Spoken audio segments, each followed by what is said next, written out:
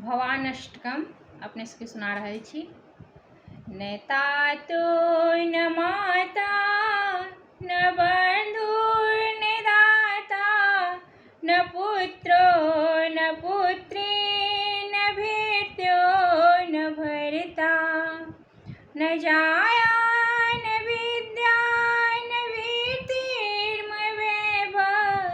गतिसत्त्वं त्वमेका भवानी। भवाब्धिपारे महादुःख भीरु पपात प्रकर्मी प्रलोभी प्रमथ कुशंसारिपास प्रबद्धं सदाहं गतिसत्त्वं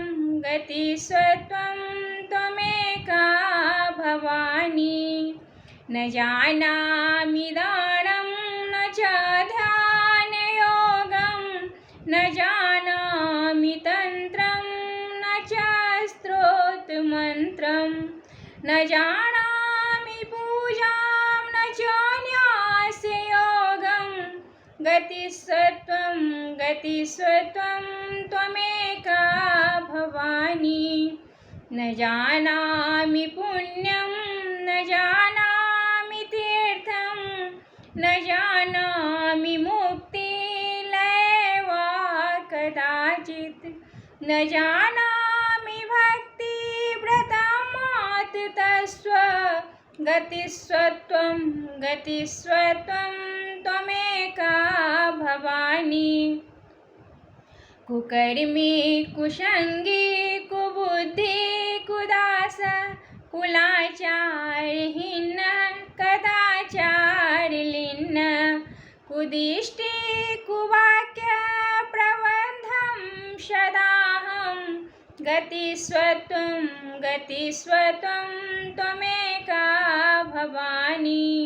प्रजीशं रमेशं महेशं सुरेशं दिनेशं निशीथेश्वरं वा कदाचित् न जानामि चान्यतं सदाहं शरणे गतिस्त्वं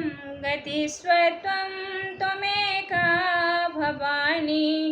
विवादे विषादे प्रमादे प्रवासे जले चानले पर्वते शत्रुमध्ये अरण्ये शरण्ये सदा मा प्रपाहि गतिस्त्वं